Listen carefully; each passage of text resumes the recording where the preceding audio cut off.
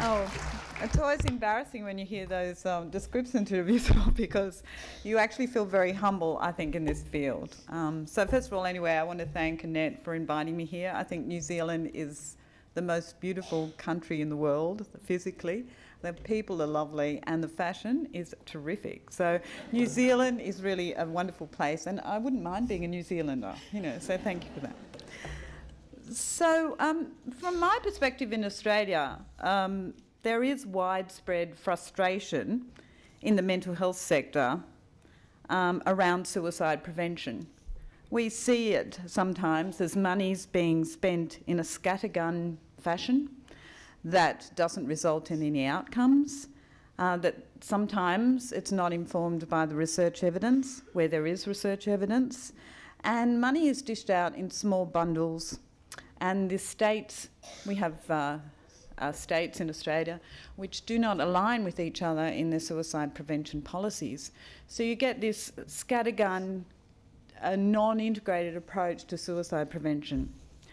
And there are other dissatisfactions, including, as we've heard already, the fact that we don't actually target those groups that are most likely to take their own lives, and that we don't do any modelling about what priorities we should be focusing on in order to lower the overall suicide rate.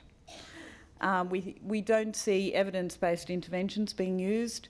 In Australia, there's a very strong view that the community is responsible, really, for suicide prevention, that they can take the lead on suicide prevention. And whilst the community is, I'm a member of a community, I participate in these activities, knowledge is really helpful, and it'd be very nice sometimes to know what the actual strategies we should be engaging in are, more specifically. I was actually talking to the Western Australian Health Minister one day about school-based programs for prevention, which of course Sally Merry knows a lot about from New Zealand, saying, well, I think perhaps these sorts of programs might be better.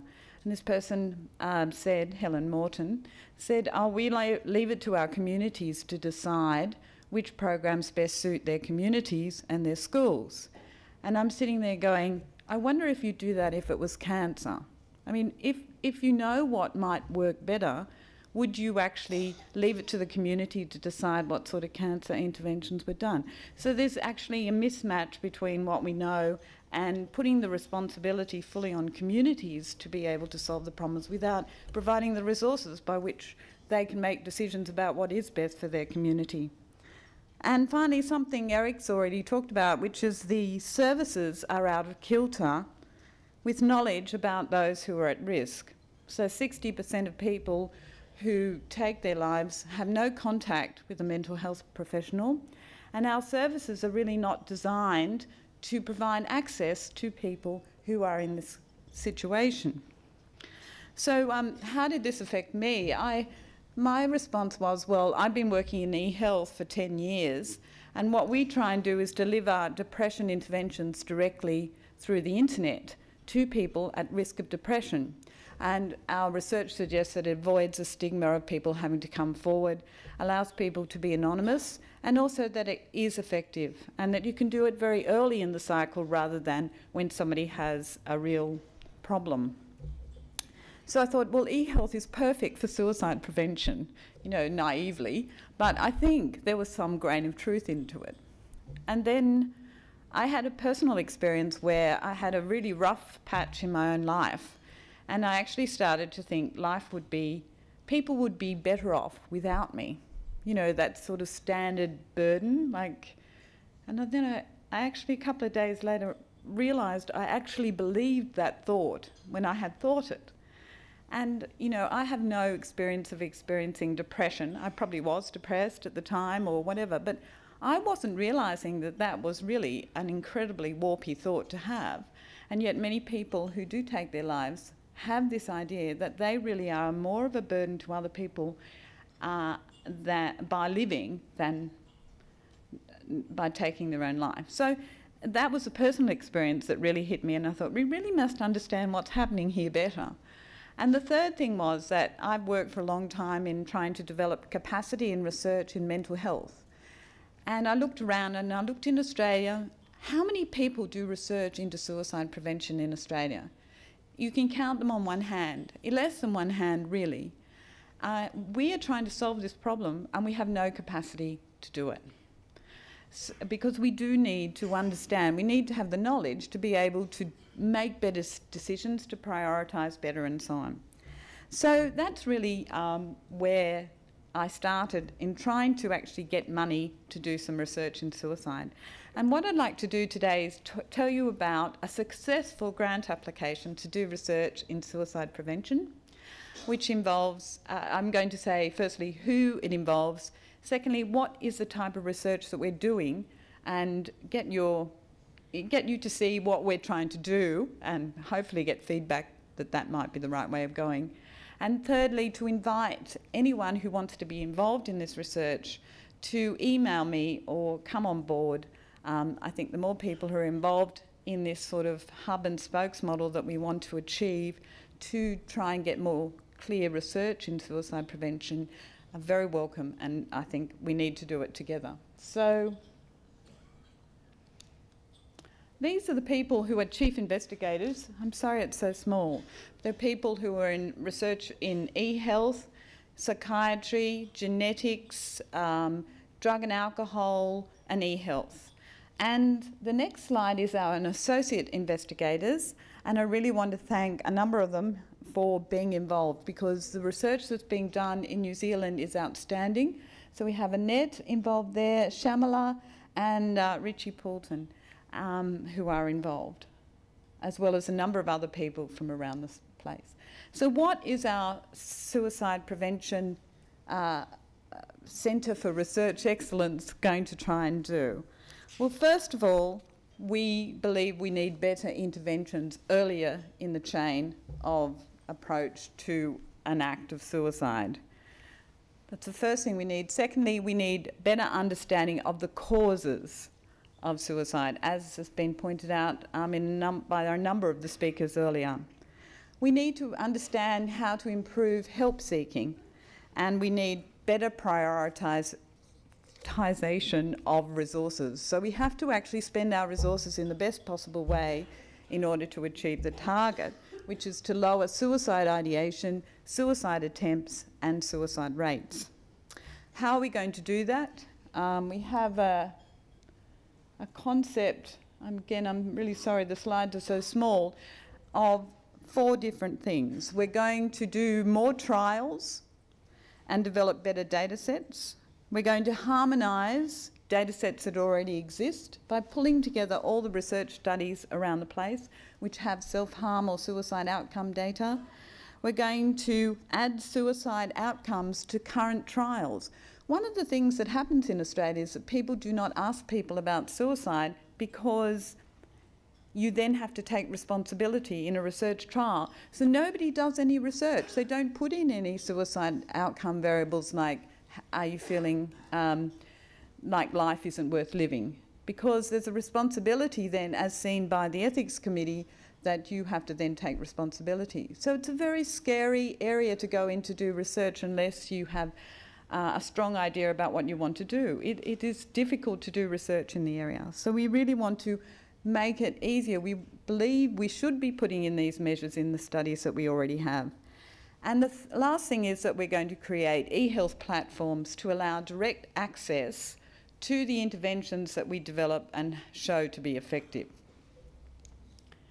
As I said before, it's a hub and spokes model. So I'm first of all just going to show you a little bit of what we're trying to do. So the first thing we're going to try and do is to get interventions to people at risk. And I've talked about this before. Less than 60% of people do get access to a health professional. We know that open access websites and mobile phones are good for lowering depression and anxiety already. What would happen if you try and change suicide ideation using a website? And this is data, just to contextualise it, these are from the National Health Service portal. We did a randomised controlled trial, that is, half the people got the intervention and half of them didn't, of a web-based e-learning program that teaches cognitive behaviour therapy to people who were just visiting the National Health Service website in the UK. We recruited 3,000 people in 2 weeks interested in doing a program to see if it would reduce their depression levels and increase well-being. And these are the results which show, sorry, I can't get this to go, but the blue line is the intervention. So those people who did this intervention online increased their levels of well-being compared to those people who were randomised not to receive the intervention but to have a wait list control. That is, to wait for a certain period of time and then they'd be given the intervention. This is data from a study by Judy Proudfoot, who works at the Black Dog Institute. She's done a similar study with a mobile phone with an application called My Compass, which is free, and you can go and have a look. As long as you register for the internet version, you can use it from New Zealand. And what we've done there is to see if a mobile phone application will lower levels of depression. And the results are in, they lower levels of depression, and they also increase work and adjustment outcomes. But what about suicide ideation? Can we lower people's views about whether it's a good thing or not to be thinking about wanting to end your life? I should say, sorry, this is just a diagram to show you that if you do have these web interventions and you allow them to be free and open access, you end up with 204 countries around the world using these interventions. I mean, this is Mood Gym. The white areas are the only countries that haven't accessed it. It's just been translated into Chinese, and we have around about 500,000 users around the world. So what about suicide ideation? Can we change it using eHealth? And this is data from a small study which was done by Breccia van Spijker and Ad Kirchhoff. They developed an intervention for suicide ideation. They put it on the web, and what they found was, it's the green line going down there, that you got a significant difference, that people's levels of suicide ideation reduced compared to those who didn't get the intervention by going freely and openly to a website that delivered a psychological intervention to reduce suicide ideation. So at the Black Dog Institute, we've just developed a new website called Living with Deadly Thoughts, which is very similar actually to the title from Console, which is living and coping with thoughts about death. Many people find when they first have a suicidal thought, a little bit like me, it's like, oh my goodness, where did that come from? And it's a shock. It's actually an incentive to try and change, I think, sometimes. So this is not released yet, we're just working on it, but I just wanted to show you that the idea is provide information. This is the second module. We include a crisis plan, and we're linked to a crisis support service to deliver this intervention, as backup. And there are a number of psychological techniques that are used through the intervention. We're just starting to do a review now, a study to see whether our intervention, based on Breccia and Ad's work, is going to be helpful. Now, another idea in this Centre for Research Excellence is to try and understand more about the causes of suicide. And we really don't have a lot of data on what happens when you give somebody an intervention for depression. Does that change their suicide ideation? Is suicide and depression tethered so closely that when you give a particular intervention, you're going to get a different set of results?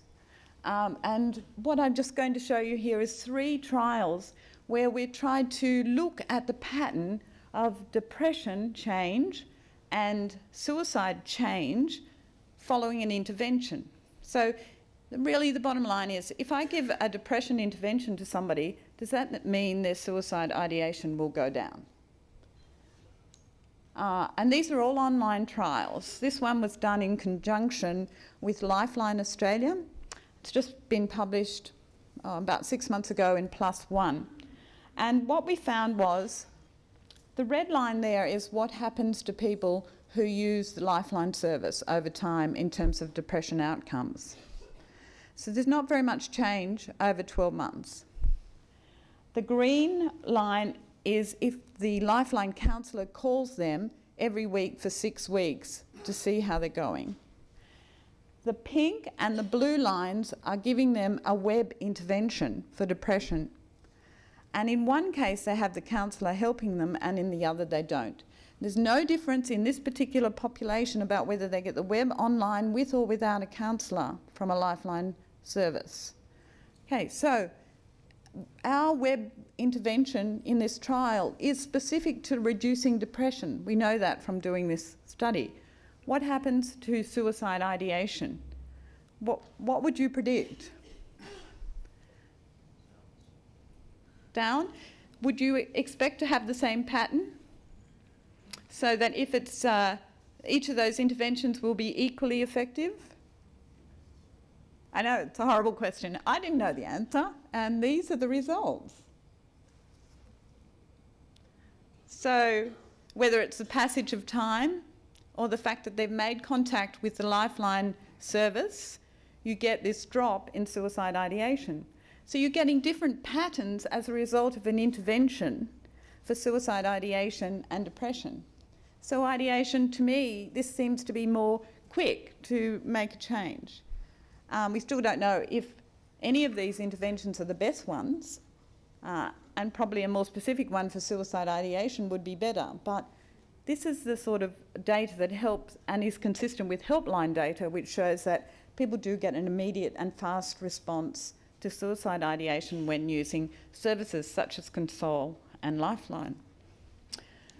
Another study, I won't go into too much detail about this, it was really complicated, it's published in the British Journal of Psychiatry. It was about preventing depression in old people. Well, they weren't that old, 55 plus or something, so they're not old at all. In fact, babies, really. But what we found was that mental health literacy at 6 weeks reduced depression. So knowing something about depression helps. And you can see it's a really strange pattern here, but consistent across all the different conditions, which were nutrition interventions, physical activity, nothing. Everything seemed to have exactly the same pattern there, which was down and then up. This is over 24 months, which is 2 years. Sorry, that was highly erudite statement. Okay. What about suicide ideation? What will it do? Will it move like that as well? And the results, just the top one there, you can see in this study, the suicide ideation over that 24 mimics depression. Now, whether there's a common factor or not, I don't know, but it's an interesting result that in this case, just the passage of time, because we didn't have any effects. We couldn't show that anything prevented depression except at 6 weeks. We're just getting this same pattern of ideation. So they're linked in some way, but not always. And finally, a study looking at anxiety. If you reduce anxiety, which we know is a major risk factor for suicide, will you get a change in suicide ideation? So in this study, which was a web-based intervention, we gave people a website that reduces anxiety. We found that the website compared to a sham website, which was about looking after your general health, that we could teach specific things to reduce anxiety, and it worked. What happens to suicide ideation? And these results showed that there was no effect on suicide ideation. They look a bit jumpy, but this is based on 355 people. So we don't even know the basics about how suicide ideation changes in relationship to mental health symptoms. But it seems to me that it's complex and that they may not be directly tethered. They're certainly not tethered to depression change when we get it, and they're certainly not tethered to anxiety change when we get it. So there's something different going on. That's the sort of things that we're trying to do. We're trying to bring in different data sets and actually look at these relationships, both in terms of interventions, but also in terms of data sets. I'll just briefly tell you we're trying to look at the causes of suicide by getting more sophisticated models, using data sets, pooling data sets, because if you pool and harmonise data sets, you can get more outcome variables, more people who are doing things that you want to predict their behaviour of. That is, you'll have more people attempting suicide being collected across a whole range of data sets. So one of the things we've been testing is the interpersonal psychological theory of Thomas Joyner. He makes the claim that suicide ideation is caused by how much of a burden you feel combined with how connected you are. But a suicide attempt requires capability. That is, you need to have the capability to enact an act where you try and attempt suicide, which paradoxically can be quite a difficult thing to do. It's not easy and it's counterintuitive. It's not easy to take your own life, really. So you can actually test these models, which are not about, does this risk factor lead to this? These are sophisticated models that say, in order to have an attempt, you need both capability and suicide ideation. And hopelessness is also now a new factor in his theory. So I won't go through this data. We've actually just published this as well in the Journal of Affective Disorders, where we found partial support, basically, for the model. So we set up testable predictions, which I think was the way we really want to go. We're going to add to these models by putting in genetic and other vulnerability factors. And that's through the Path Through Life study, which is one of the data sets that we're going to be using in our new Centre for Research Excellence.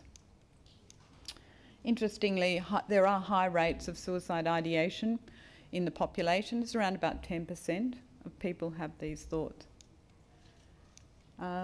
So I'll just skip over that and come to the last theme that I'm going to discuss today, which is about stigma and literacy. Because in order to understand how to make it easier for people to seek help or to reach out to people, we need to understand what people know about suicide and the risk, and also what people's views are about suicide, the stigma of suicide. And surprisingly, this research really hasn't been done. How much does the community know about suicide? We're asking people to develop models within their communities to help. How much knowledge do they have? And what are their views about people who suicide? And so really, this was the last thing I'm going to talk about, which is developing scales to measure stigma around suicide and literacy around suicide. I'm just going to show you a few of the scales here, because it is quite hard to measure literacy. There's a lot of different people who disagree about what are the facts about suicide.